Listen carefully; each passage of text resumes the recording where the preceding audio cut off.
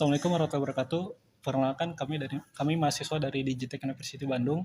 Di sini sudah narasumber kita yang akan kita wawancari mengenai strategi marketing beliau. Dengan siapa? Kakak. Dengan Kak Yusuf. Baik Kak. Kakak ini bergerak dalam bidang usaha apa?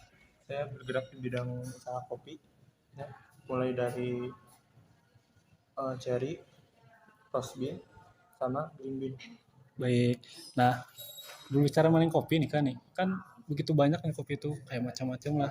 Dan saya ingin tahu produk apa sih yang menjadi keunggulan kakak dibandingkan produk lain gitu? Yang menjadi unggul apa? Kalau untuk keunggulan pasti konsisten rasa ya, itu yang paling utama ya. Dari kopinya. Yang kedua, selalu ada. Selalu ada maksudnya gimana kak? Selalu ada kopinya, selalu ada. Oh, baik. Nah kemudian siapa saja sih kak yang terlibat dalam pemasaran produk kakak ini? Kalau untuk yang terlibat sih, yang pertama kita buka di distributor, Baik. reseller, sama kafe, sama kafe. Nah untuk distributor sendiri ada kayak misalkan kita mau reseller itu ada ketentuannya apa enggak tuh? Kalau untuk ketentuan untuk sekarang belum ada sih, belum ada. Jadi mau siapapun bisa. Ada misalkan ada ini enggak kayak misalkan minimal pembelian atau enggak untuk Enggak, kalau untuk minimal pembelian kita enggak. Kalau untuk jenis kopinya kopi apa? Ada robusta, ada arabica. Bedanya apa sih itu? Beda banget sih sebenarnya. Kalau untuk yang robusta ya, robusta itu biasanya dipakai buat blend kopi, jadi kayak kopi susu segala macam. Oh gitu. Tergantung roastingannya juga sih. Gitu. Baik. Kalau arabica itu ada rasa asam-asamnya. Kalau robusta enggak, lebih ke rasa manis, coklat gitu. Oh gitu ya sih. Oke, di sini saya akan menanyakan Kak, bagaimana di mana Kakak memasarkan produk tersebut. Untuk memasarkan kita pakai sosial media yang pertama, yang kedua kita pakai marketplace dan kafe sama kafe gitu. Nah, untuk program ya Kak, di sini Kakak menggunakan program apa saja untuk memasarkan produk tersebut. Kayak strategi yang digunakan untuk di produk di marketplace gitu menggunakan apa gitu? Kita pakai ads, tentunya pakai ads, terus pakai endorse juga, ya. Terus pakai dari orang ke orang dengan kita membuka reseller banyak itu dengan apa? Mempercepat untuk orang-orang mengenal produk kita gitu. Baik. Sesi kedua. Untuk selanjutnya Kak, hambatan apa saja dalam melakukan kegiatan pemasaran itu? Kalau untuk hambatan sih dari kita konsistensi. Jadi kitanya enggak konsisten gitu untuk ngejar pasarnya. Yang pertama itu, terus kita terlalu terburu-buru. Untuk ini juga masalah apa ya, persaingan dengan kompetitor. Itu tempat ngaruh nggak sih? Kalau untuk tempat kan kita mengambilnya langsung dari petani. Kalau untuk tempat sih enggak terlalu ngaruh sih, karena kopi itu konsumennya tetap, jadi orang-orangnya itu aja gitu. Oh gitu. Dulu. Terus Menurut Kakak, apa kunci keberhasilan dalam memasarkan produk gitu? Yang paling pertama ya konsisten sih, nggak ada lagi sih, konsisten. Kalau untuk masalah strategi yang kayak gitu, kalau kitanya konsisten, kita bisa nemuin strategi baru gitu. Oh gitu. Asal konsisten aja sih sebenarnya. Dari konsisten itu mungkin dari rasa atau apa? Ada satu kunci nggak dari kopi ini tuh, misalkan rasanya bagus lah atau tempatnya engaging yang menarik atau ada nggak? Kalau kita misalnya udah pede dengan produk kita, ya, kita juga pasti pede untuk iklanin ya, untuk ngejualnya. Ya. Saat kita udah pede dengan produk kita, berarti nggak ada permasalahan lagi dengan produknya. Maka konsisten yang paling penting itu ada di iklan. Ya, jadi jangan sampai kita berhenti buat iklan, buat memperkenalkan.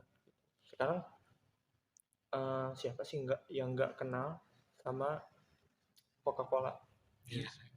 Semua kenal, tapi kenapa iklannya masih ada? Konsisten itu. Nah terus ada sih opini publik tuh kan mengenal dengan kopi yang di kopi box ini tuh kan mereka tuh ngejual tempat katanya, sedangkan kayak kopinya mah rasanya tuh itu aja. Itu tanggapan kakak gimana? Kalau kalau misalnya kopi yang disajikan rasanya itu aja, tentunya salah ya. Setiap kafe itu mempunyai resep masing-masing. Oh, Dan setiap resep itu tentunya pasti beda rasanya gitu. Dan untuk kopi juga memang beda-beda rasanya gitu. iya sih. Iya, untuk kopi beda-beda rasanya meskipun jenisnya sama. Misalnya robusta dari Pangalengan, robusta dari Ciwidey, itu beda banget. Itu tuh robusta yang dari berbagai daerah tuh rasanya tuh pasti beda. Pasti beda. Karena setiap pengolahan pasti beda. Gitu. Nah, terus untuk misalkan setahu kakak nih ketika ada penjualan itu lebih banyak usia produktif mahasiswa atau misalkan udah kantoran setahu kakak nih? Kalau untuk saya ngelihat pribadi ya, kalau produk yang saya dijualkannya kayak minuman pasti mahasiswa. Tapi kalau kantoran pasti biji. Biji. Udah bubuk. Ya. Kenapa tuh kayak bisa kayak gitu? Bisa ada perbedaan seperti itu? Untuk perbedaan kan anak muda lebih suka nongkrong ya daripada orang yang kerja. Kalau orang yang kerja itu biasanya mengerjakan pekerjaan itu di rumah, ya, di kantor, kadang ngantuk dia bikin sendiri kopi. Gitu. Jadi dari lebih banyak anak muda mungkin lebih banyak anak muda kalau untuk dilihat ya. Untuk apa sih lebih dalam gitu kan ke produk kakak sendiri kan namanya ini kan kopi box ya. Kenapa bisa namanya kopi box gitu? Suka ada inspirasinya dari apa gitu kadang-kadang. Jadi sebelumnya tuh ya apa ya, kita tuh pingin ngebuat tempat yang di dalam itu perpustakaan.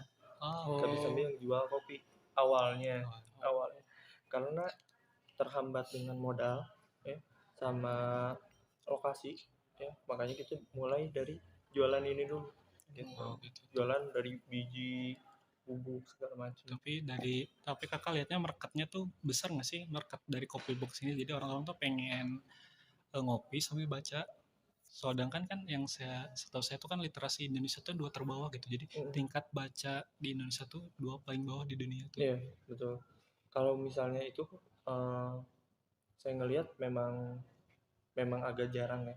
Cuman di sini banyak juga orang yang ingin menyendiri. Yang ingin tempatnya tenang kayak gini suasana, kayak di kans tenang kan, nggak ada musik, nggak ada segala macam.